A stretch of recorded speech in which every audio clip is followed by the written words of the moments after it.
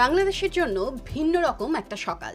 দীর্ঘ প্রতীক্ষার পর শান্তিপূর্ণ একটি নির্বাচনের পর এই সকাল বাংলাদেশের জন্য স্বস্তির। প্রিয় দর্শক, সবাইকে স্বাগত জানাচ্ছি নির্বাচন নিয়ে ডয়চে ভেলের বাংলার বিশেষ আয়োজনে। আমি অমৃতা পারভেজ আছি আপনাদের সঙ্গে। আমার সঙ্গে স্টুডিওতে আছেন সহকর্মী জুবায়ের আহমেদ, আর এখন আমাদের সাথে যুক্ত হচ্ছেন তানজির মেহেদি, যিনি এই মুহূর্তে আছেন নির্বাচন কমিশনের সামনে। আপনারা জানেন যে নির্বাচন কমিশন এরই মধ্যে চূড়ান্ত ফলাফল ঘোষণা করেছে। তানজির, নির্বাচনের ফলাফল নিয়ে সর্বশেষ কি খবর আছে আপনার কাছে? অমৃতা, আপনি আসলে ঠিকই বলেছেন। নির্বাচন কমিশন তার চূড়ান্ত ফলাফল ঘোষণা করে দিয়েছে, এখন শুধু গেজেট প্রকাশের অপেক্ষা। আমরা দেখেছি আসলে গতকাল যখন সারাদিন ধরে যে 7:30 থেকে ভোট গ্রহণ শুরু হয়েছিল, সেই ভোট গ্রহণ শেষ হয় 4:30 পর থেকে ফল গণনা শুরু হয়, কিন্তু নির্বাচন কমিশন আসলে দীর্ঘ সময় নিয়েছিল ফল প্রকাশে। আমরা ভোর রাত 5টা পর্যন্ত দেখেছি তারা আসলে খণ্ড খণ্ডভাবে নির্বাচনের ফলগুলো প্রকাশ করছিল। সবশেষ আমরা ঘণ্টাখানেক আগে নির্বাচন কমিশন সচিবালয়ের সিনিয়র সচিব আক্তার আহমেদ নির্বাচনের আনুষ্ঠানিক ফল ঘোষণা করেছেন এবং তিনি জানিয়েছেন 297টি আসনের ফল ঘোষণায় আসলে চূড়ান্ত হিসেবে ধরা হচ্ছে, কারণ দুটি আসনে, চট্টগ্রাম 2 এবং 4 আসন, এই দুটি আসনের ফল ঘোষণা না করার জন্য আদালতের স্থগিতাদেশ রয়েছে। তার কারণে আসলে এই ফলটি ঘোষণা করা যায়নি। এছাড়া আরেকটি আসন, শেরপুরের একটি আসন, যেখানে আসলে প্রার্থীর মৃত্যুজনিত কারণে নির্বাচনী স্থগিত রয়েছে। ফলে আমরা বলতে পারি আসলে 297টি আসনের চূড়ান্ত ফল এখন আমাদের হাতে আছে। আমি এরই মধ্যে ডয়চে ভেলে বাংলার দর্শকেরা আসলে এই সম্পর্কে জেনেছেন, তারপর আমি আরেকবার বলতে চাই। বিএনপি পেয়েছে 209টি আসন, জামায়াত ইসলামী বাংলাদেশ পেয়েছে 68টি আসন, জাতীয় নাগরিক পার্টি এনসিপি পেয়েছে 6টি আসন, বাংলাদেশ খেলাফত মজলিস পেয়েছে 2টি আসন, ইসলামী আন্দোলন পেয়েছে 1টি আসন, গণ অধিকার পরিষদ পেয়েছে 1টি আসন, গণসংহতি আন্দোলন পেয়েছে 1টি আসন, বাংলাদেশ জাতীয় পার্টি বিজেপি পেয়েছে 1টি আসন, খেলাফত মজলিস পেয়েছে 1টি আসন এবং স্বতন্ত্র প্রার্থীরা জিতেছেন 7টি আসনে। এবং নির্বাচন কমিশন সচিবালয় জানিয়েছে ভোট গ্রহণের শতকরা হার ছিল 59.44। একই সঙ্গে তারা কিন্তু প্রাথমিকভাবে সকালবেলা যে ব্রিফিংটি হয়েছিল সেখানে কিন্তু গণভোটের ফল প্রকাশ না করেই তাদের ফলাফল ঘোষণা সমাপ্ত করেছিলেন, কিন্তু এই ঘন্টাখানেক আগে যে ব্রিফিং হয়েছে সেখানে গণভোটের ফলাফলটিও তারা প্রকাশ করেছে এবং গণভোটে হ্যাঁ জয়যুক্ত হয়েছে। অর্থাৎ তারা বলছেন দেশের মানুষ সংস্কারের পক্ষে রায় দিয়েছেন। গণভোটে আমরা ভোটের শতাংশ দেখেছি 60%-এরও কিছুটা বেশি। তখনই আসলে এক ধরনের প্রশ্ন দেখা যায় যে জাতীয় নির্বাচনে যদি ভোটের শতকরা হার 59.44 হয়, তাহলে গণভোটের ক্ষেত্রে কেন সেই শতাংশের মাত্রাটি একটু বেশি? তো সেই বিষয়টা আসলে পরিষ্কার করেছেন নির্বাচন কমিশনের সচিব। তিনি যেটি বলেছেন, চট্টগ্রাম 2 এবং 4 আসনের ফলাফল তারা প্রকাশ করেনি আদালতের রায় স্থগিতাদেশের কারণে, কিন্তু আদালতের যে স্থগিতাদেশ সেখানে কিন্তু গণভোটের রায় প্রকাশে কোনো ধরনের বাধা ছিল না। তাই তারা গণভোটের রায় প্রকাশ করার ক্ষেত্রে আসলে 299টি আসনের রায়ই প্রকাশ করেছেন এবং তার মধ্য দিয়ে আমরা দেখতে পাচ্ছি যে হ্যাঁ জয়যুক্ত হয়েছে, যার অর্থ আসলে যে সংস্কার কমিশন প্রস্তাব করেছিলেন এবং রাজনৈতিক দলগুলোর হয়তো কিছুটা নোট অফ ডিসেন্ট আছে, কিছুটা অনাপত্তি আছে, তারপরে শেষ পর্যন্ত আসলে হ্যাঁ জয়যুক্ত হয়েছে এবং এর মধ্য দিয়ে নির্বাচন কমিশন সচিবালয়ের পক্ষ থেকে আনুষ্ঠানিকভাবে ব্রিফিং শেষ হলো এবং তারা যেটি জানিয়েছে এখন গেজেট প্রকাশের অপেক্ষা। গেজেট প্রকাশের জন্য তারা কিছুটা সময় নিয়েছেন। তারা বলেছেন যত দ্রুত সম্ভব। কথা বলছিলেন তানজির মেহেদি। প্রিয় দর্শক, আপনারা কে কোথা থেকে এই লাইভটি দেখছেন জানান আমাদের, আর আপনাদের যদি কোনো প্রশ্ন থেকে থাকে সেটিও আমাদেরকে জানাবেন। আর আপনাদেরকে জানিয়ে রাখি যে আমাদের এই লাইভ অনুষ্ঠানটির সার্বিক তত্ত্বাবধান ও কারিগরি সহায়তায় আছেন সহকর্মী ফয়সাল শোভন ও শবনম সুরিতা। প্রিয় দর্শক, এবার আমি একটু যেতে চাই আরাফাতুল ইসলামের কাছে, যিনি আছেন গুলশানে। আরাফাত, এই মুহূর্তে আপনি যেখানে দাঁড়িয়ে আছেন সেখানকার পরিস্থিতি কি আমাদের যদি একটু জানান। ধন্যবাদ অমৃতা। আমি রয়েছে বিএনপির কার্যালয়ের সামনে বা পল্টনে যে বিএনপির কার্যালয় সেখানে রয়েছে। এখানে অনেক আসছেন বিএনপির যারা সমর্থক রয়েছেন, তারা এখানে আসছেন মাঝে মাঝে, তাদের নানা রকম বক্তব্য এখানে শোনা যাচ্ছে। কিন্তু আপনি যেমনটা জানেন যে তারেক রহমান বিএনপির চেয়ারম্যান তিনি ইতিমধ্যে বলেছেন যে আজকে কোনো রকম উৎসব না করে বরং প্রার্থনা করার জন্য। তো আরাফাতুল ইসলামের ফলে একটু ওরকম উৎসব আমাদের আসলে আমরা দেখতে যান্ত্রিক পাচ্ছি না। ত্রুটির কারণে আমরা আবারও আরাফাতুল ইসলামের কাছে যাব। তার আগে আমি একটু সহকর্মী জুবাইর আহমেদের সাথে কথা বলতে চাই। জুবাইর, আমরা ফলাফল শুনছিলাম, তানজির জানালেন আমাদের যে আনুষ্ঠানিক ফলাফল ঘোষণা হয়েছে গেজেট প্রকাশের পরে সেটা চূড়ান্ত হবে এবং দেখা যাচ্ছে যে বিরাট সংখ্যাগরিষ্ঠতাই পেয়েছে বিএনপি নেতৃত্বাধীন জোট, এবং তারপর যদি বলি দ্বিতীয় অবস্থানে রয়েছে জামায়াত নেতৃত্বাধীন জোট, এবং সেখানে এনসিপি 6টি আসন পেয়েছে। তো সার্বিক ফলাফল দেখে আপনার বিশ্লেষণ কি, আপনি কি মনে করছেন? ধন্যবাদ অমৃতা। আপনি যেটি বলছিলেন, আসলে যেহেতু বিএনপি নেতৃত্বাধীন তাদের যেই সমর্থিত প্রার্থী এবং তাদের যে প্রার্থী তারা সবাই মিলে নিরঙ্কুশ পেয়েছে, মানে তারা এই এই তাদের এই জোট তারাই সরকার গঠন করতে পারবে। তো এখন যেটি হচ্ছে যে আপনি যদি দেখেন ফলাফলগুলো, আপনি যদি ঢাকার দিকে দেখেন, ঢাকার যে 20টি আসন, সেই 20টি আসনে আমরা দেখতে পাচ্ছি যে সেখানে 13টিতে বিএনপি এবং বাকি যে 7টি আছে তার মধ্যে 6টি, মানে সেই 7টি 11 দলীয় যে নির্বাচনী ঐক্য যে 11 দলীয়, তারা হচ্ছে যে সেই বাকি 7টি আসন জিতেছে এবং সেখানে একটি 7টির মধ্যে একটি নাহিদ ইসলাম, যিনি এনসিপির প্রার্থী। তো মানে এটি হচ্ছে ঢাকার অবস্থা। আপনি যদি উত্তরবঙ্গের দিকে দেখেন, উত্তরবঙ্গে সেখানে রংপুর, যেটি ছিল হচ্ছে জাতীয় পার্টির ঘাঁটি, সেটি হচ্ছে যে মানে প্রায় পুরোটাই হচ্ছে জামাত জিতে নিয়েছে। এবং রংপুর, গাইবান্ধা এই দুটো জেলা মূলত তারা খুব ভালো করেছে। কিন্তু আবার দেখুন যেটি বগুড়া, যেটি হচ্ছে যে বিএনপির যেটি ঘাঁটি, সেই বগুড়ায় বিএনপি আবার ভালো করেছে। আবার এমনিতে যদি আপনি সারা দেশের দিকে তাকান, বিভিন্ন আসনে, চট্টগ্রাম বলেন, খুলনা বলেন, বিভিন্ন জায়গায়, সিলেট, সব জায়গায় অবশ্যই যেহেতু বিএনপি এতগুলো আসন জিতেছে, তাদেরই প্রাধান্য সেখানে। কিন্তু আপনি যদি ওভারঅল দেখেন, সেইখানে আপনি কিছু কিছু এলাকা দেখবেন যেখানে আসলে জামাত আগের চেয়ে অনেক ভালো করেছে। সম্ভবত আরাফাতুল ইসলাম, তার কাছে আমরা আরেকবার যেতে পারি। তিনি এই মুহূর্তে বিএনপির পল্টন কার্যালয়ের সামনে আছেন। আমরা একটু যদি সেখানকার পরিস্থিতি দেখে আসি, যে সেখানে মানে মানুষের মধ্যে কি রকম আমরা উৎসাহ। যেতে চাই আরাফাতুল ইসলামের কাছে, যিনি এই মুহূর্তে পল্টনে আছেন। আরাফাত, এবার শুনতে পাচ্ছেন আমাকে? জি, আমি শুনতে পাচ্ছি আপনাকে। আরাফাত, আপনার কাছে আমার প্রশ্ন ছিল যে গতকাল তো যখন আমরা রাতের বেলা, আমরা জানি যে মধ্যরাত বা ভোরের দিকে যখন মোটামুটি একটা ফলাফল ঘোষণা হয়েছিল বেসরকারিভাবে, এবং যখন জানা যায় যে বিএনপি একটা সংখ্যাগরিষ্ঠতা পেতে যাচ্ছে, তখন তারেক রহমান বলেছিলেন যে আজকে কোনো তারা উৎসব করবেন না, তারা হচ্ছে জুমা নামাজের পর একটা প্রার্থনার কথা বলেছেন। তো সেই জায়গা থেকে এখনকার পরিস্থিতি আসলে কি দেখছেন আপনি? আপনি ঠিকই বলেছেন। এই মুহূর্তে আমি আসলে কোনো রকমের উৎসবের আয়োজন দেখতে পাচ্ছি না। আমি দেখতে পাচ্ছি যে বিএনপির নেতা কর্মীরা তারা ভিড় করছেন মাঝে মাঝেই তাদের পার্টি অফিসের সামনে, কিন্তু এর বাইরে সেরকম উৎসব মুখর কোনো পরিস্থিতি আমার চোখে পড়েনি। আমি একটু আগে ঢাকা বিশ্ববিদ্যালয় এলাকায়ও গিয়েছিলাম। অনেক যারা ভোট দিয়েছেন গতকালকে, তাদের কয়েকজনের সঙ্গে কথা বলেছি, তাদের প্রতিক্রিয়া নিয়েছি, কিন্তু যেটা হচ্ছে যে কোনো রকম উৎসবের মানে প্রস্তুতি এখন পর্যন্ত দেখা যাচ্ছে না বিএনপির নয়াপল্টন কার্যালয়ের সামনে। আরাফাত, আপনি তো কয়েকজন ভোটারের সাথেও কথা বলেছেন যারা ভোট দিয়েছেন এবং তাদের প্রতিক্রিয়াও জেনেছেন। তো তারা আপনাকে কি বলেছেন এই ফলাফল প্রসঙ্গে? সবাই একটি বিষয়ে মানে এক বাক্যে স্বীকার করছেন, সেটা হচ্ছে গতকালকে যে নির্বাচন হয়েছে সেটি অত্যন্ত সুষ্ঠু হয়েছে এবং খুবই মানে তারা আনন্দের সঙ্গে ভোট দিয়েছেন। এবং মানে অনেকেই বলছেন তারা গত 15-16 বছর ভোট দিতে পারেননি।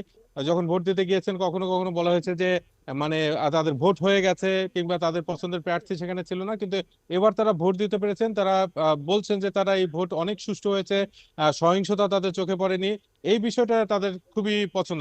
যার সঙ্গে আমি কথা বলছি তিনি বলছেন যে নির্বাচন সুষ্ঠু হয়েছে এবং এতটা সুষ্ঠু হবে সেটা অনেকের হয়তো প্রত্যাশিত ছিল না। এমনকি আমি নিরাপত্তা বাহিনীর সদস্যদের সঙ্গে তারা মাঝে মাঝে কথা বলেছি, তারা অফ দ্য রেকর্ড তারাও বলছেন যে মানে এরকম একটা সুষ্ঠু নির্বাচন হবে সেটা হয়তো অনেকেই ধারণা করেননি। তো ফলে প্রথম যে বিষয়টি তারা বলছেন সেটা হচ্ছে সুষ্ঠু একটা নির্বাচন হয়েছে এবং এটা তাদের সন্তুষ্ট তারা। এর বাইরে আরেকটি যে আলোচনা তাদের রয়েছে যে তারা চান যে একটা দুর্নীতিমুক্ত বাংলাদেশ গড়ার যে প্রত্যাশা রাজনৈতিক দলগুলো বলেছে সেটা যাতে পূরণ হয়। তারা চাচ্ছেন দুর্নীতি দূর হোক এবং বাংলাদেশের মানুষের জন্য আরো সম্ভাবনা তৈরি হোক। আরেকটি বিষয় তাদের জন্য বেশ গুরুত্বপূর্ণ, তারা গুরুত্ব সহকারে বলছেন, সেটা হচ্ছে গণভোট। এই যে গণভোটে যে হ্যাঁ জয়যুক্ত হয়েছে, এর ফলে যে সংস্কারের প্রস্তাবগুলো রয়েছে, সেই সংস্কারের প্রস্তাবগুলো যাতে মানে বাস্তবায়ন করা হয়, এই যেই সরকারি ক্ষমতায় আসুক, আমরা তো জানি যে পরিষ্কার দেখা যাচ্ছে যে বিএনপি ক্ষমতায় আসতে চলেছে, ফলে এই যে জনগণের যে ম্যান্ডেট রয়েছে হ্যাঁ ভোট নিয়ে, সংস্কার নিয়ে, সেটার প্রতিফলন তারা আগামী 5 বছরে দেখতে চান। ধন্যবাদ আরাফাত আপনাকে। জুবাইর, আমরা কথা শুনছিলাম আরাফাতের, এবং তিনি গণভোটের এবং সংস্কার নিয়েও কথা বলছেন, সে কথা পরে আসতে চাই। আমি তার আগে একটু আপনার কাছে জানতে চাই যে আপনি বিশ্লেষণ করছিলেন বিভিন্ন আসন ধরে এবং বিভিন্ন এলাকা অঞ্চল ভিত্তিক যে ফলাফল হয়েছে, সেখানে জামায়াতের কীরকম আধিপত্য বা কী পরিমাণ ভোট পেয়েছেন আপনি আলোচনা করছিলেন। আপনার কাছে যদি আরও কয়েকটি, নিশ্চয়ই আমাদের দর্শকদের আগ্রহ আছে গোপালগঞ্জ নিয়ে, গোপালগঞ্জের যে আসনগুলো, সেখানে কোন দলের প্রার্থী মানে বিজয়ী হয়েছেন সেটা নিশ্চয়ই আগ্রহ আছে, আমি একটু দর্শকদের আপনার কাছে হ্যাঁ, জানতে চাচ্ছি। এটা খুব ইন্টারেস্টিং যে গোপালগঞ্জে আসলে যেখানে আওয়ামী লীগের যেটি আসলে ঘাঁটি, সেই গোপালগঞ্জে বিএনপি, যে গোপালগঞ্জে 3টি আসন, 3টিতেই বিএনপি জিতেছে। এবং এটি আমরা এই নিয়ে নির্বাচনের আগে আমরা রিপোর্টও করেছি, সেখানে আমরা দেখিয়েছি যে সেখানে অনেক ভোটার আছেন যারা আসলে মানে এখনও আওয়ামী লীগকে সমর্থন করছেন, সেখানে আছেন, কিন্তু অনেকেই আছেন যারা আসলে বিকল্প হিসেবে হয়তো সেখানে বিএনপিকে বেছে নিয়েছেন।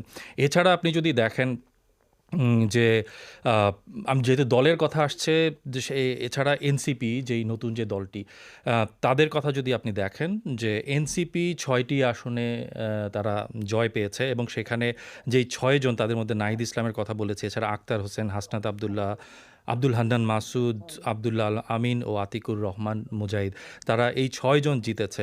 এছাড়া যেসব প্রার্থী আলোচিত তাদের দলের, যেমন নাসিরউদ্দিন পাটোয়ারি, তারপর সার্জিস আলম, তারা 2 জনই হেরেছেন, কিন্তু আপনি যদি দেখেন তাদের ভোটের ব্যবধান খুব কম ভোটের ব্যবধানে তারা জিতেছেন। আপনি যদি সার্বিকভাবে দেখেন, তারা কিন্তু দল হিসেবে একেবারে খারাপ করেনি, একেবারে 1 বছরও হয়নি দলটি হয়েছে, এবং তারপরে তাদের যে ফলাফল যেটি আমরা দেখছি ভোটের মাঠে, বেশ হাড্ডাহাড্ডি লড়াই তারা করেছে বেশ কিছু আসনে। একইভাবে আপনি যদি জামায়াতের কথা দেখেন, আপনি হয়তো জামায়াত অতগুলো, তারা যেটি দাবি করছিল যে অনেকগুলো আসন আরও তারা পাওয়ার কথা, বা সেটি তারা পায়নি, কিন্তু তারা দেখেন কিন্তু অনেকগুলো আসনে তারা কিন্তু বেশ কাছাকাছি ছিল।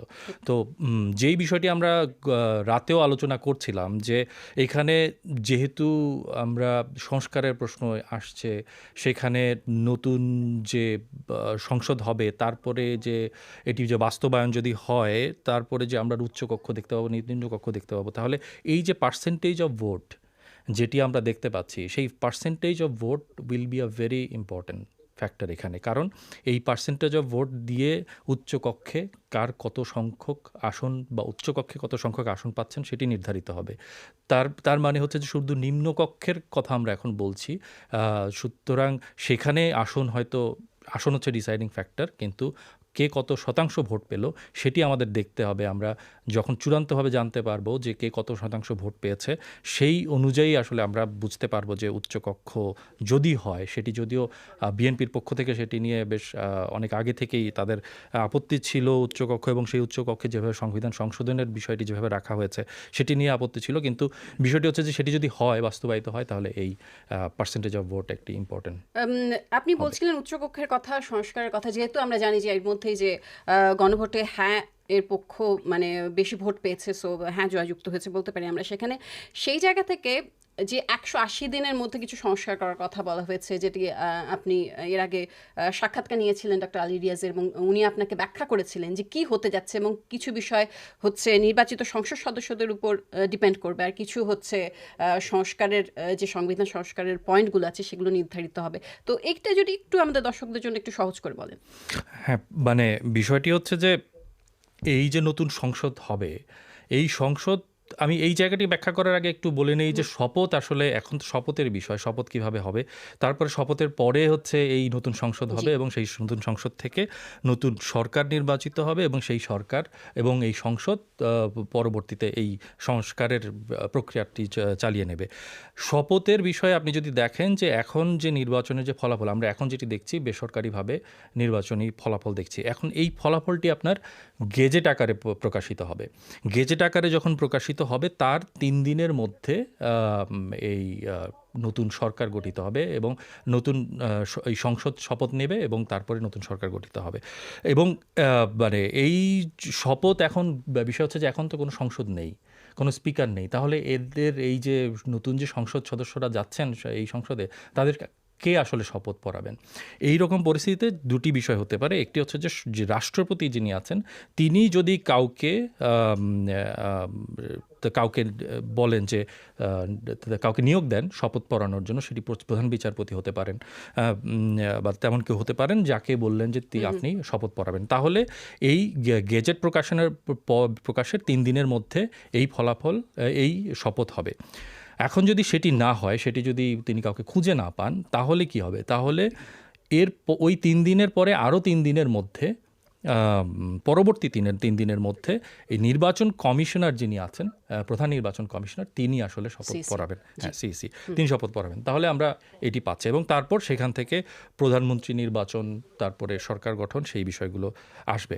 এরপরে আসেন এই সংসদ যখন চালু হবে, এই সংসদ তখন হচ্ছে এই সংস্কারের কাজগুলো শুরু করবে, এবং তার জন্য যেটি বলা হয়েছে যে 180 দিনের মধ্যে আপনাকে এই সংস্কারের যে প্রস্তাবগুলো আছে সেগুলো নিয়ে আলোচনা হবে সংসদের মধ্যে, এবং সেখানে সেগুলো বাস্তবায়নের বিষয়গুলো হবে। তার মানে আপনার যদি উচ্চকক্ষ গঠিত হয়, সেটিও হবে 180 দিন, মানে এই সময়ের মধ্যে যখন এটি নিয়ে চূড়ান্ত হবে বিষয়টি, সেটি। কিন্তু এখানে একটি বিষয় আছে, সেটি হচ্ছে যে ডক্টর আলী রিয়াজকেও আমি সেটি প্রশ্ন করেছিলাম যে আপনি উচ্চকক্ষের জন্য, যেটি জার্মান পার্লামেন্টও আমরা দেখি, যে উচ্চকক্ষের জন্য যারা সেই উচ্চকক্ষে আসবেন তাদের একটা তালিকা দিতে হয় নির্বাচনের আগেই, মানে যেটি জার্মানির ক্ষেত্রে প্রযোজ্য বা এই ধরনের কক্ষের ক্ষেত্রে প্রযোজ্য। আগে আপনি সেই তালিকাটি দিবেন, এবং তারপরে সেই পার্সেন্টেজ অনুযায়ী, যে যদি আপনি 10% পান, এবং সেই 10%-এর মানে যদি হয় আপনি 10 জন সদস্য আপনি সেখানে আনতে পারবেন, তাহলে আপনার যে তালিকা, সেই তালিকার প্রথম 10 জন সেখানে যাবেন। এখন যেহেতু এইখানে উচ্চকক্ষ ছিলই না, এই তালিকা আমাদের দেয়াই হয় নাই, তাহলে এই বিষয়টি কিভাবে সমাধান হবে? তার মানে তালিকাটি পরে আসবে, এই তালিকায় কারা আসবেন? যারা এই নির্বাচনে অংশগ্রহণ করছেন তারাই আসবেন কিনা, না অন্য কোনো তালিকা আসবে? সেটি আমরা এখনো, আমার কাছে অন্তত পরিষ্কার না, সেই বিষয়টি আসলে জানার বিষয় আছে। প্রিয় দর্শক, আপনারা কে কোথা থেকে এই লাইভটি দেখছেন জানেন আমাদের, আর আপনাদের যদি কোনো প্রশ্ন থেকে থাকে, আমার কাছে এরই মধ্যে কিছু মন্তব্য এবং প্রশ্ন এসেছে, আমি সেগুলো একটু পড়ে শোনাতে চাই আপনাদের। জামান মিন্টু লিখেছেন, আইন শৃঙ্খলা ও নাগরিক নিরাপত্তা নিশ্চিতকরণ, মানে যারা সরকার গঠন করবেন তাদের প্রাধান্য কি হওয়া উচিত, তিনি কিছু মতামত দিয়েছেন। অর্থনৈতিক পুনরুদ্ধার ও মূল্যস্ফীতি নিয়ন্ত্রণ, কর্মসংস্থান সৃষ্টি, দুর্নীতির বিরুদ্ধে কঠোর ব্যবস্থা, শিক্ষা ও স্বাস্থ্য খাতে সংস্কার, সামাজিক নিরাপত্তা বেষ্টনী সম্প্রসারণ, সুশাসন ও গণতান্ত্রিক চর্চার জোরদার, এবং অবকাঠামো ও জ্বালানি নিরাপত্তা নিশ্চিতকরণ। এছাড়া আশরাফ মির্জা যিনি লিখেছেন যে বাংলাদেশের ভোটে বাংলাদেশিরা প্রমাণ করতে পেরেছেন যে তারা ধর্মভিত্তিক রাজনীতিতে বিশ্বাস করেন না। এছাড়া মঈনুদ্দিন সর্দার লিখেছেন, মব যেন না হয় তা নিয়ন্ত্রণ করতে হবে। প্রিয় দর্শক, আপনাদের এমন কোনো মন্তব্য এবং প্রশ্ন থাকলে দয়া করে লিখুন আমাদের। এবার আমি একটু আবারও ফিরতে চাই। জুবাইর, এর আগের প্রশ্নটির উত্তর আপনি সম্ভবত মিস করে গেছেন, সেটি হচ্ছে গোপালগঞ্জ নিয়ে একটি প্রশ্ন ছিল, এবং তারপর আরেকটি বিষয়ে আমি আসতে চাই যে এবার 7 জন নারী প্রার্থী আমাদের বিজয়ী হয়েছেন, এবং কোন কোন আসনে কিসের ভিত্তিতে, মানে কাদেরকে হারিয়ে তারা বিজয়ী হলেন, সেগুলো যদি আমাদের দর্শকদের একটু জানান। গোপালগঞ্জের বিষয়টা আমি বলেছি, সেখানে 3টি আসনেই আওয়ামী লীগ জয়ী হয়েছে, এবং সেটির কারণ হয়তো বিএনপি জয়ী হয়েছে। আওয়ামী লীগের ঘাঁটি ছিল, দুঃখিত, সেখানে বিএনপির প্রার্থীরা জয়ী হয়েছেন, এবং সেটি দেখা গেছে যে মানে হয়তো তারা বেছে নিয়েছেন বিএনপিকে বিকল্প হিসেবে সেখানে। আর নারী প্রার্থীদের কথা যেটি আপনি বলছেন, যে আপনি দেখেন যে সেখানে যে নারী প্রার্থীর সংখ্যা ছিল 85, তাদের মধ্যে 7 জন বিজয়ী হয়েছেন, এবং সেই 7 জনের মধ্যে আমরা যদি দেখি যে মানিকগঞ্জ 3, সেখানে বিএনপির যে ধানের শীষের প্রতীকে করেছেন তিনি হচ্ছেন আফরোজা খানম, তিনি জিতেছেন। তার নিকটতম প্রতিদ্বন্দ্বী ছিলেন বাংলাদেশ খেলাফত মজলিসের মোহাম্মদ সাইদ নূর। এছাড়া ঝালকাঠি 2 আসনের সেখানে বিএনপির জোটের প্রার্থী হচ্ছে ইসরাত সুলতানা ইলেন ভুট্টো, তিনি ধানের শীষ প্রতীকের তিনি পেয়েছেন 1,13,000 ভোট, এবং তার নিকট প্রতিদ্বন্দ্বী প্রার্থী ছিলেন জামায়াতের প্রার্থী। সিলেট 2 আসনে সেখানে যে আপনি জানেন যে ইলিয়াস আলী যিনি গুম হয়েছিলেন, তার স্ত্রী তাহসিনা রুশদি লুনা, তিনি জিতেছেন। তিনি হচ্ছে পুরো সিলেট এই যে জেলার যে 6টি আসনের যে মানে 33 জন প্রার্থী, তার মধ্যে তিনি একমাত্র নারী প্রার্থী ছিলেন, এবং তিনি সেখানে জিতেছেন, এবং তিনি হারিয়েছেন খেলাফত মজলিসের একজন প্রার্থীকে। আপনি জানেন যে আলোচিত ব্রাহ্মণবাড়িয়া ২ আসন, সেখানে রুমিন ফারহানা তিনি হাঁস প্রতীক নিয়ে তিনি বিএনপি জোটের যেখান থেকে বিএনপি থেকে তাকে বহিষ্কৃত করা হয়েছে, সেই বিএনপি জোটের যিনি প্রার্থী তিনি সেই জুনায়েদ আল হাবিব, যিনি মূলত জমিয়তে উলামায়ের প্রার্থী, তিনি তাকে হারিয়েছেন। এছাড়া নাটোর ১-এ বিএনপির প্রার্থী ফারজানা শারমিন, ফরিদপুর ২ বিএনপির প্রার্থী শামা ওবায়েদ ইসলাম এবং ফরিদপুর ৩ আসনে বিএনপির প্রার্থী নায়াব তিনি ইউসুফ, তিনি হচ্ছে বেসরকারিভাবে জয়ী হয়েছেন। তো এই হচ্ছে নারী প্রার্থীদের কথা। এছাড়া সংখ্যালঘু ৪ জন জিতেছেন এই এখন তাদের পর্যন্ত সম্পর্কে যদি একটু বেসরকারি। বিস্তারিত বলেন। এর মধ্যে আপনি জানেন বিএনপির বর্ষিয়ার নেতা গয়েশ্বরচন্দ্র রায় এবং হচ্ছে নিতাই রায়চৌধুরী, তারা আবার ২ জন আত্মীয়, তো তারা জিতেছেন। গয়েশ্বর জিতেছেন ঢাকা ৩ আসন থেকে এবং মাগুরা ২ আসন থেকে নিতাই রায়। এছাড়া বান্দরবান থেকে সাচিং প্রু তিনি জিতেছেন বিএনপির প্রার্থী, এবং হচ্ছে রাঙামাটি আসনে দীপেন দেওয়ান। আপনি দেখেন যে সংখ্যালঘু যে ৪ জন প্রার্থী, ৪ জনই বিএনপির প্রার্থী। তো এই আর কি এইখানকার অবস্থা। জুবাইর, আপনার কাছে আবারও আসবো, কিন্তু তার আগে আবারও একটু যেতে চাই আরাফাতুল ইসলামের কাছে। আরাফাত, শুনতে পাচ্ছেন আমাকে? জি, আমি শুনতে পাচ্ছি আপনাকে। আরাফাত, আপনার কাছে আমার প্রশ্ন ছিল যে আপনি নিশ্চয়ই এই ফলাফল ঘোষণার পর এখন পর্যন্ত বিভিন্ন বিশ্লেষকের সাথে কথা বলেছেন যারা এই নির্বাচনটিকে পর্যবেক্ষণ করছিলেন। তো তাদের কাছ থেকে কি তথ্য পেয়েছেন আপনি যে কীরকম সরকার হতে চাচ্ছে এবং সরকার গঠনের পর কি মূলত চ্যালেঞ্জগুলো থাকবে নতুন সরকারের কাছে? মূল চ্যালেঞ্জ সেটা হচ্ছে যে মানে ১ সপ্তাহ পরেই হচ্ছে গিয়ে রমজান, এবং আপনি জানেন যে রমজানের সময় দ্রব্যমূল্য মানে নির্ধারিত রাখা এবং নিয়ন্ত্রণ করাটা একটা বড় বিষয়। তো সরকারের সামনে প্রথম যে চ্যালেঞ্জ সেটা হচ্ছে গিয়া রমজানটাকে কিভাবে তারা মোকাবেলা করবেন এবং রমজানের সময় যাতে দ্রব্যমূল্য নিয়ন্ত্রিত থাকে, ব্যবসায়ীরা যাতে বাড়তি সুবিধা নিতে না পারেন, এবং জনগণ যেহেতু এই মাত্রই একটি নির্বাচন হলো তারপরেই যাতে জনগণ মানে ক্ষুব্ধ হয়ে না ওঠে যে তাদের প্রত্যাশা পূরণ হচ্ছে না। কারণ আপনি জানেন যে অর্থনীতি একটা বড় বিষয় বাংলাদেশের জন্য, এবং বাংলাদেশের অর্থনীতি একটা দুর্বল অবস্থায় আছে। গত ১.৫ বছর ধরে অন্তর্বর্তী সরকার তারা সেই অর্থনীতিকে ধরে রাখার চেষ্টা করেছে, তারা নানা রকম সিদ্ধান্ত নিয়েছে, সেগুলো নিয়ে নানা রকম প্রতিক্রিয়া রয়েছে। তো ফলে নতুন সরকার দায়িত্ব নেওয়ার পরপরই আসলে এই রমজান মোকাবেলা করা, রমজানের দ্রব্যমূল্য নিয়ন্ত্রণ, সেটা একটা বড় বিষয় রয়েছে। এবং আরেকটা বিষয় হচ্ছে কি, আমি যখন কয়েকজন বিশ্লেষকের সঙ্গে কথা বলেছি, তারা আরেকটা বিষয় যেটা দুর্নীতির বিষয়টি বলেছে, যে দুর্নীতি দমন এটা বিএনপিরও যেমন একটা বড় ইস্যু ছিল, জামায়াতে ইসলামীরও একটা বড় ইস্যু ছিল। ফলে এই জায়গাটাতে কাজ করার একটা বড় চাপ থাকবে নতুন যে সরকার। ধন্যবাদ আরাফাত। আমি একটু তানজির মেহেদির কাছে যেতে চাই। তানজির, শুনতে পাচ্ছেন আমাকে? আমি শুনতে পাচ্ছি আপনার পরিস্থিতি। হ্যাঁ, শুনতে পাচ্ছি। হ্যাঁ, তানজির, আপনার কাছে এখন পর্যন্ত যে ফলাফলগুলো রয়েছে সেখানে যদি মানে শতাংশ হারে আমি চিন্তা করি, সেখানে জামায়াতের ভোট আসলে কত শতাংশ পেয়েছে সে সম্পর্কে আপনার কাছে কি তথ্য আছে?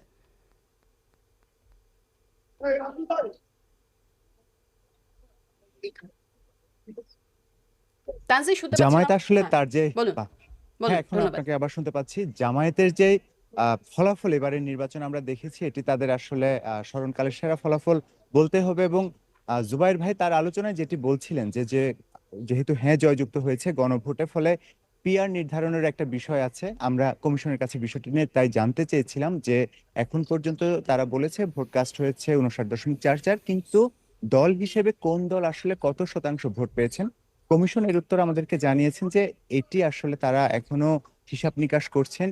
এজন্য তাদের আরো কিছুটা সময় দরকার, কোন দল কত শতাংশ ভোট পেয়েছেন, কোন দলের ঘরে কত শতাংশ ভোট উঠেছে। কারণ তারা তড়িঘড়ি করতে চান না, তড়িঘড়ি করতে গেলে আসলে কিছু ভুল ভ্রান্তি তৈরি হতে পারে। তাই তারা কিছুটা খুবই সূক্ষ্মভাবে এটা আসলে বিচার বিশ্লেষণ করে তবে প্রকাশ করতে চান। তখন আসলে আমরা জানতে পারবো যে নিরঙ্কুশ সংখ্যাগরিষ্ঠতা পেয়েছে বিএনপি, সেখানে কোনো ধরনের দ্বিধা নেই, বা তাদের সঙ্গে আরো সমর্থকদের সঙ্গে যদি আমরা মিলিয়ে নিই তাহলে আসলে সংখ্যাটা আরো বড় হতে যাচ্ছে। এবং আরো 3টি আসন আছে, সেই 3টি আসনও কারা পাবেন সেখানে আসলে নানান ধরনের বিষয়গুলো এখনো অনিষ্পত্ত অবস্থায় রয়ে গেছে। তো এমন একটি বাস্তবতায় হচ্ছে তারা একটু সময় নিয়ে এই সংখ্যাগুলো প্রকাশ করতে চান।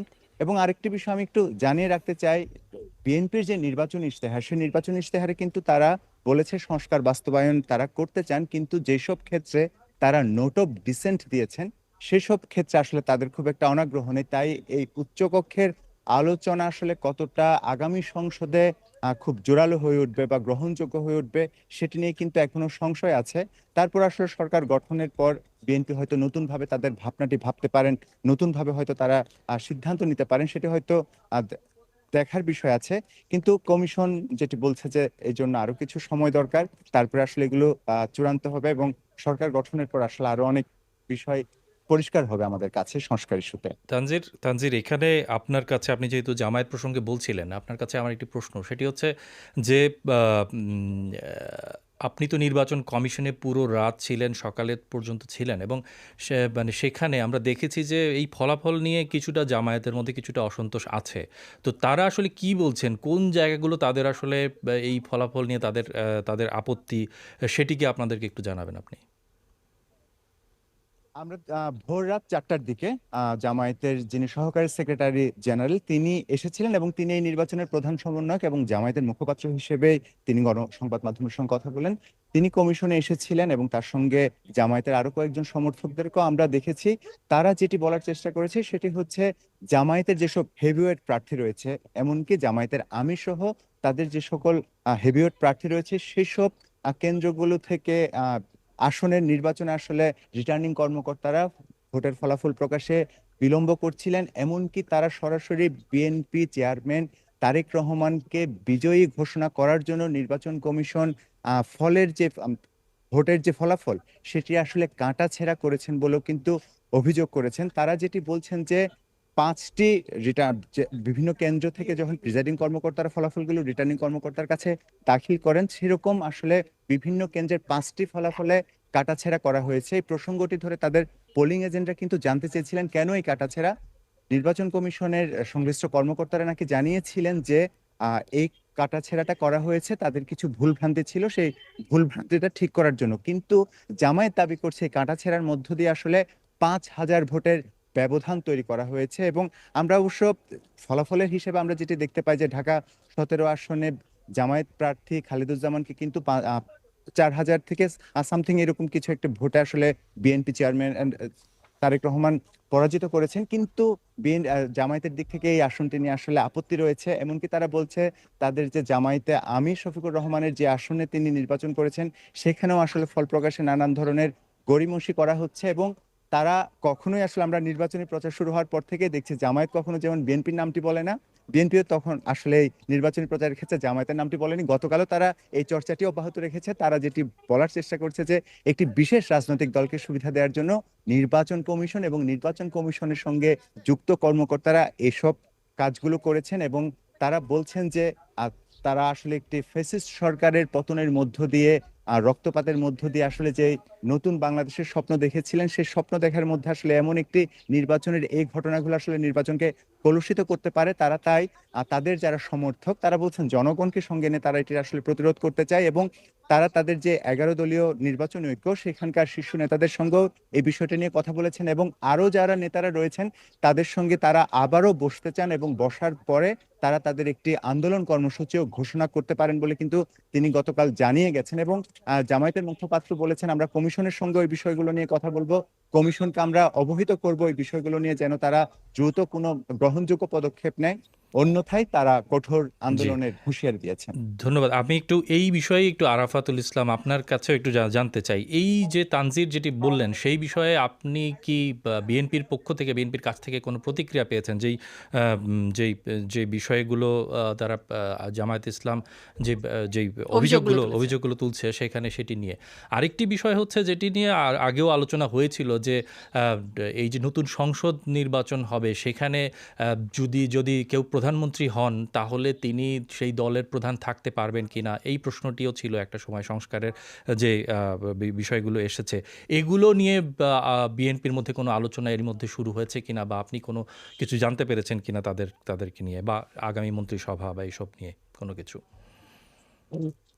এই বিষয়গুলো আসলে এখনো চূড়ান্ত হয়নি। তবে যেমনটা অভিযোগ করেছে মাহাদি আমিন, যিনি বিএনপি নেতা, নির্বাচনের বিষয়াদি দেখছেন, পর্যবেক্ষণ করছেন এবং নিয়মিত প্রেস ব্রিফিং করছেন, তিনি কিন্তু বলেছেন যে আহ, এই কিছু জায়গায় ইলেকশন ইঞ্জিনিয়ারিং হয়েছে কিছু প্রার্থীকে জয়ী করার জন্য।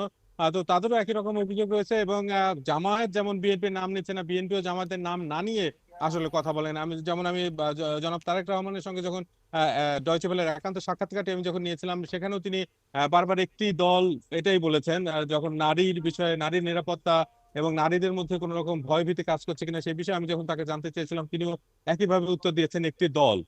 তো দুই দলের কেউই আসলে এই জায়গাটাতে যাচ্ছে না। এবং আপনি যেমনটা বললেন যে সংস্কারের যে বিষয়টা, যেটা তানজিরও বলেছেন, এখন হ্যাঁ জয়ী হয়েছে, কিন্তু প্রক্রিয়াটা যে কি হবে সেটা নিয়ে আসলে আগামী 180 কর্মদিবসে আলোচনা হবে, এবং সেখানে এই বিষয়গুলো চলে আসবে।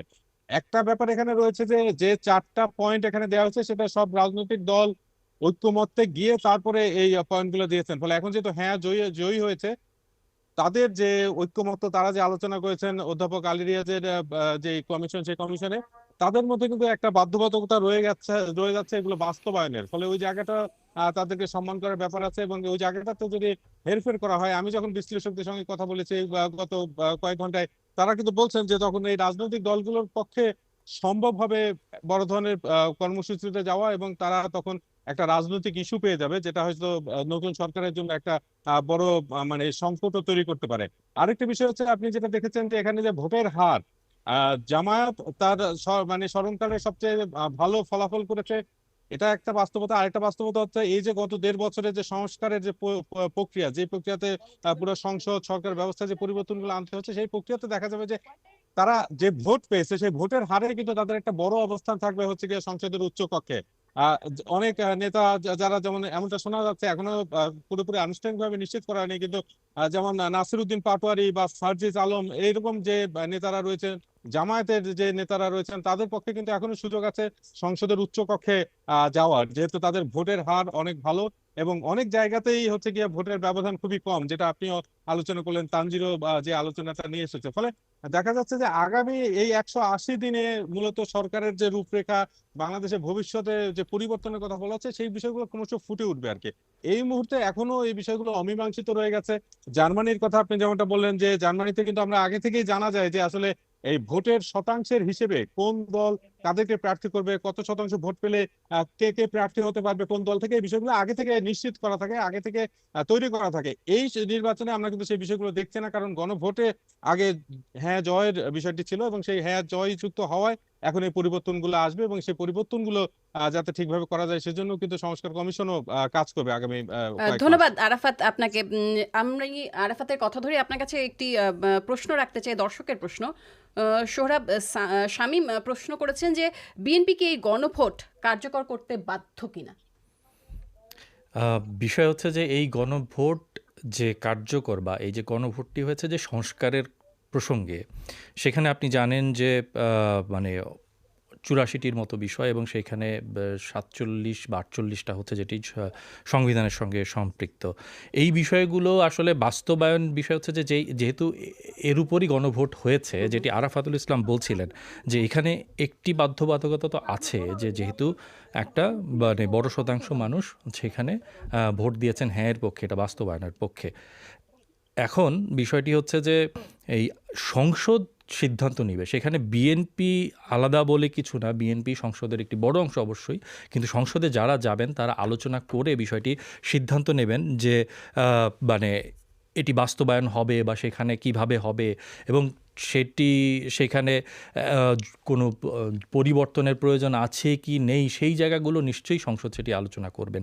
এই জায়গাগুলোতে কিছুটা ধোঁয়াশা অবশ্যই আছে, যে এটা যেভাবে লেখা হয়েছে ঠিক সেভাবেই পাশ হবে কি না, নাকি 180 দিনের মধ্যে তারা এই বিষয়গুলো আলোচনা করে কোথাও যাদের নোট অফ ডিসেন্ট ছিল বা ছিল না সেই বিষয়গুলো নিয়ে আরেকটু আলোচনা করে সেটা কীভাবে বাস্তবায়ন করা হবে বা কতটুকু করা হবে তার মধ্য থেকে, সেটি একটি বিষয়। আর দ্বিতীয়ত হচ্ছে আরেকটি বিষয়, যেটি আমিও ডক্টর আলী রিয়াজ তাকে যে প্রশ্ন করেছিলাম, যে যদি এই 180 দিনের মধ্যে কোনো একটি বিষয়ে এই সংসদ একমত হতে পারল না, তাহলে কি হবে। তো তিনিও এটি আসলে পুরোপুরি সদুত্তর দিতে পারেননি। তিনি বলেছেন যে মানে এটি আসলে যদি সংসদ সদস্যরা যদি তারা না চান, একটি সংস্কারের প্রশ্ন যেটি এসেছে এত আলোচনার মধ্য দিয়ে, যেটি 30টি রাজনৈতিক দল সেখানে অংশ নিয়েছেন সেই আলোচনায়, সেখানে নানা রকম আলোচনা এসছে, এবং তার মধ্য দিয়ে এই বিষয়গুলোতে মোটা দাগে একমত হয়েছে। তো তারা যদি সেটি বাস্তবায়ন না করে সেটা খুবই আনফরচুনেট। কিন্তু এই সংসদের এক ধরনের বাধ্যবাধকতা, যেহেতু একটি ভোটের মাধ্যমে আপনি গিয়েছেন, সেটি তো আছে। এখন দেখার বিষয় সেটি কতটা বাস্তবায়ন করা হচ্ছে, তার মধ্যে কতটুকু থাকছে এবং কতটুকু নিয়ে আরও সংশোধন বা কোনো আরও আলোচনার সুযোগ আছে কিনা সেটি দেখার বিষয় আসলে। জুবাইর, আমি দু একটি মন্তব্য পড়তে চাই দর্শকদের। যেমন আব্দুল সালাম লিখেছেন যে নতুন সরকারের প্রতি আহ্বান, চাঁদাবাজি বন্ধ করতে হবে, ভারতের আগ্রাসন প্রতিহত করার জন্য অন্য সব প্রতিবেশী দেশগুলোর সঙ্গে একটি জোট গঠন করতে হবে, প্রতিটি জেলা শহরে নতুন কর্মসংস্থান সৃষ্টির লক্ষ্যে সরকারকে বহুমুখী পদক্ষেপ নিতে হবে। ববি পুতুল উনি লিখেছেন যে মেয়েদের অধিকার যেন বজায় থাকে সেদিকে কঠোর নজরদারি করতে হবে।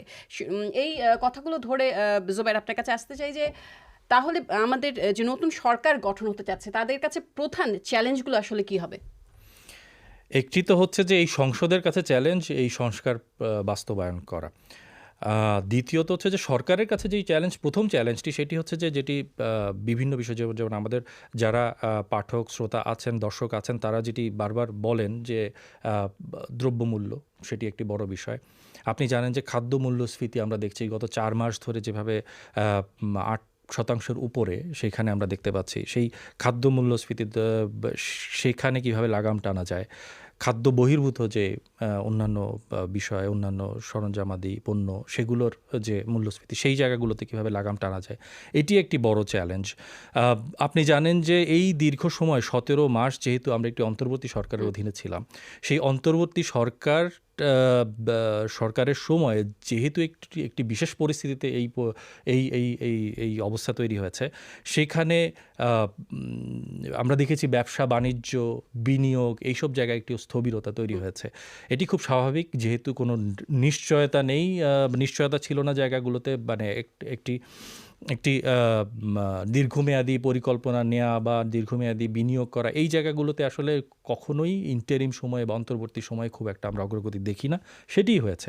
এখন সেই জায়গায় কি হবে, কতটা হবে, তার উপর অন্তর্বর্তী সরকারের শেষ সময়ে আমরা কিছু সিদ্ধান্ত দেখেছি যেখানে বিনিয়োগের বিষয় আছে, বিদেশি কিছু কোম্পানির সঙ্গে চুক্তির বিষয় আছে, যেখানে সরকারি যে বেতন বৃদ্ধি সেই বিষয়টি আছে। এরকম কিছু বিষয় আছে যেটি নতুন যে সরকার তার কাঁধে আসবে এবং সেই বিষয়গুলো তারা কিভাবে দেখছেন। তো অর্থনীতি আমার মতে একটা বড় বিষয়, যেটি আসলে এই সরকারের জন্য সবচেয়ে বড় চ্যালেঞ্জ হবে। আর আইন শৃঙ্খলা পরিস্থিতি, আপনি জানেন যে পুলিশ সংস্কারের কথা হচ্ছিল, সেই পুলিশের আস্থা ফিরিয়ে আনা, তাদেরকে রাস্তায় সেভাবে নামানো এবং যে স্থবির পরিস্থিতি একটা তৈরি হয়েছিল, আইন শৃঙ্খলা পরিস্থিতি, সেই জায়গাগুলো কিভাবে নিয়ন্ত্রণ করা যায়। আমরা কি যেভাবে এই অন্তর্বর্তী সরকারের সময় যেইভাবে মব যেভাবে দেখেছি রাস্তায় নেমেছে বিভিন্ন বিষয়ে, অনেক সময় হচ্ছে ছোট ছোট বিষয় আমরা দেখেছি যে রাস্তায় অনেক মানুষ নেমেছে। নিরাপত্তাটা এখন বড় একটা, বিশেষ করে মবটা মানুষের মধ্যে একটা আতঙ্ক সৃষ্টি করেছে এবং তারা চান না যে এখন কোনো এ ধরনের আর সংকট সৃষ্টি হোক, মানুষ যাতে নিরাপদে বের হতে পারে এবং কাজ করতে পারে। সেইটিও একটি বড় চ্যালেঞ্জ। এর মাঝেই আমি একটু জানিয়ে দিতে চাই প্রিয় দর্শক, এর মধ্যেই আপনারা জানেন যে টুইটারে তারেক রহমানকে অভিনন্দন জানিয়েছিলেন ভারতের প্রধানমন্ত্রী নরেন্দ্র মোদী। তিনি একটু আগে আবার হচ্ছে এই বিএনপি নিরঙ্কুশ বিজয়ে দলের চেয়ারম্যান তারেক রহমানকে ফোন করে অভিনন্দন জানিয়েছেন। তো এছাড়া পাকিস্তানের প্রধানমন্ত্রী শাহবাজ শরীফ তিনিও করেছেন, পাকিস্তানের প্রেসিডেন্ট তিনি করেছেন, চীন তারেক রহমানকে অভিনন্দন জানিয়েছেন। তো যেই সব দেশগুলো আসলে বাংলাদেশের এই পরিস্থিতি, বাংলাদেশ নিয়ে আগ্রহ আছে, তাদের এরই মধ্যে আমরা দেখছি যে তারা বিভিন্ন রকমের প্রতিক্রিয়া দিচ্ছেন। জুবাইর, আন্তর্জাতিক গণমাধ্যম এই ফলাফলটাকে কিভাবে প্রকাশ করেছে, যে কোন বিষয়গুলোকে তারা গুরুত্ব দিয়েছে? এখন পর্যন্ত আন্তর্জাতিক গণমাধ্যমে একটি বিষয়ই আমি দেখছি, সেটি হচ্ছে যে বিএনপি একটি বড় জয় পেয়েছে। এটি সব ধরনের, আমাদের ডয়েচে ওয়েলে থেকে শুরু করে বিভিন্ন আন্তর্জাতিক গণমাধ্যমে আপনি দেখবেন যে এই নিউজটি সেখানে দুই একটি জায়গায় আমি দেখেছি যে এই জয় কি মিন করে এই দক্ষিণ এশিয়ার রাজনীতির জন্য। সেখানে আপনি জানেন, যেহেতু আমি বলছিলাম যে আপনি দেখেন যে নরেন্দ্র মোদী, শাহবাজ শরীফ, তারা দুইজনই খুব বেশি দেরি করেননি নির্বাচনের বেসরকারি ফলাফল আসার সঙ্গে সঙ্গেই তারা দিয়েছেন, চীন সেখানে দিয়েছে। তো এরই মধ্যে বুঝতে পারছেন যে এই শুধু দক্ষিণ এশিয়া না, এই যে পুরো এশিয়া প্যাসিফিক অঞ্চলে এই বাংলাদেশের এই নির্বাচন একটি গুরুত্ব হিসেবেই ছিল এবং রাজনৈতিক কি হয়, রাজনৈতিক ডায়নামিক্সগুলো কি হয় সামনে, সেটি একটি গুরুত্বপূর্ণ বিষয়। এবং এই বিষয়গুলো কিছু কিছু পত্রিকায়, যেমন টাইমস ম্যাগাজিনে আমি দেখেছি সেরকম একটি আর্টিকেল এসেছে। এরকম বিভিন্ন জায়গায় এই আলোচনাগুলো আছে, গত কয়েকদিন ধরেই আছে, বেশ কিছুদিন ধরে আছে এবং আগামীতেও থাকবে।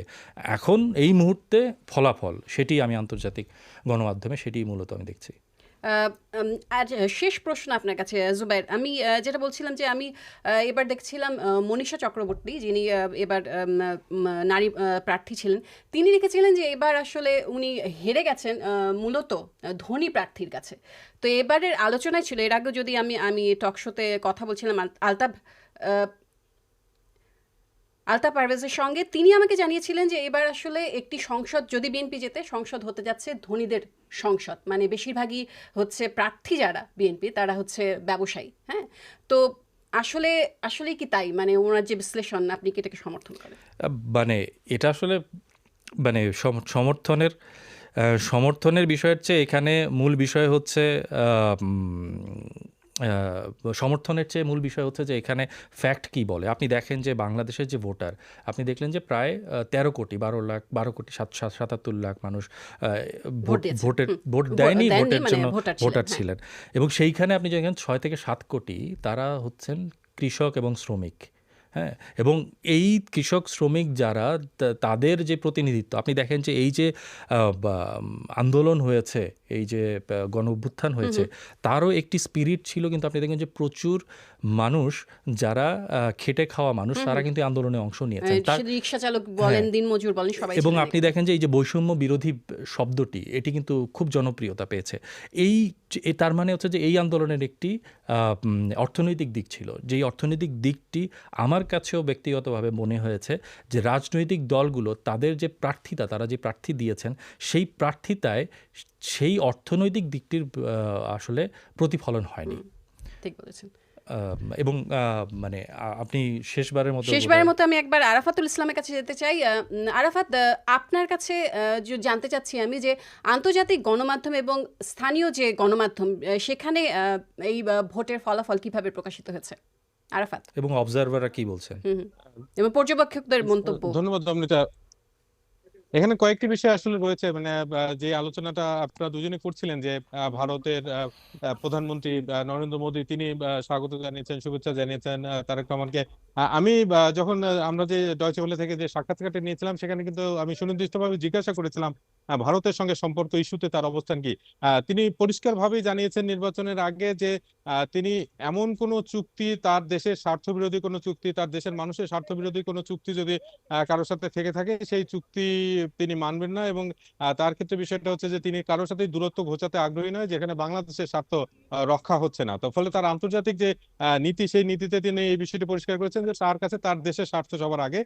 তিনি এটাও বলেছেন যে সেই স্বার্থ রক্ষা করার জন্য তিনি প্রয়োজনীয় যদি কারোর সাথে দূরত্ব ঘোচাতে না হয়, তিনি তাতে তার আপত্তি নেই। আর আরেকটি বিষয় তিনি একই সঙ্গে বলেছেন যে বাংলাদেশের মানুষের ব্যবসা করতে হবে, বিদেশের সঙ্গে অর্থনীতি সচল রাখতে হবে, নানা রকম বিষয় আছে। ফলে তিনি আন্তর্জাতিক সম্পর্ক মানে ভালো করার ক্ষেত্রেও তিনি উদার রয়েছেন, কিন্তু সেক্ষেত্রে দেশের স্বার্থ রক্ষার বিষয়টি থাকবে।